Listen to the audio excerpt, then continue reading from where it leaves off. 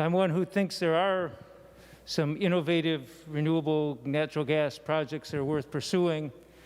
And in limited circumstances, they may make a good deal. They may eventually become affordable. They may actually make a difference in some ways where it's hard to decarbonize the economy.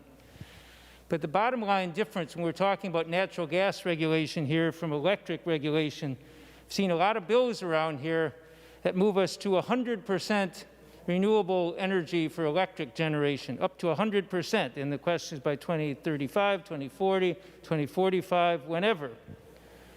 But they're talking about moving to 100%. Here, Senator Dibble pointed out what I think all the experts have said. If you're willing to spend enough on renewable natural gas, because it's very expensive in many of these things, you might cap out at 7% maximum of the economy, 7% of the natural gas used. That means we have a renewable energy goal for this, and this bill doesn't contain such a goal, by the way. But if you do, you would have maybe 20, 30 years in the future, you'd have 7% renewable natural gas, 93% fossil fuel. Electric, within 20 years from now, we may be at our 100% goal. So while it may be good and worthwhile to try and find ways to get renewable natural gas, this bill is basically saying to the utilities, just keep plugging away. There's no standard in here. We're not, 2007, bipartisan support here.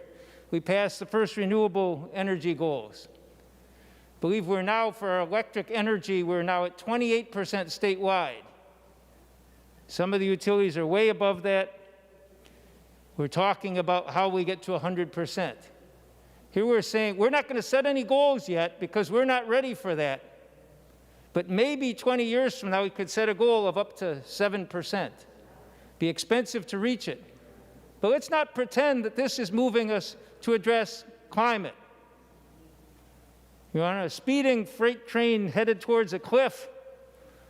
And here we are saying, well, you know, we got this creative idea that in the next 15, 20 years, we might get 7% less in our natural gas industry. We might get 7% of it might be renewable. We should pursue that 7%, but this bill doesn't do that. This bill basically just says, hey, you can do these pilot projects, keep going full steam ahead with natural gas. 99.9% right now, probably, maybe more than that, is not renewable. Maybe we're going to get to 98% non-renewable. I don't really think 7% non-renewable, 7% renewable is going to be a reality, no matter how much we spend on it. But even so, 93% fossil fuel. How many decades do we have? So I urge you to vote against this, not because renewable natural gas might not be a worthwhile thing to pursue in small circumstances to try and capture the methane and use it, but to say that this bill doesn't do that. This bill is headed the wrong direction on that, and urge a red vote.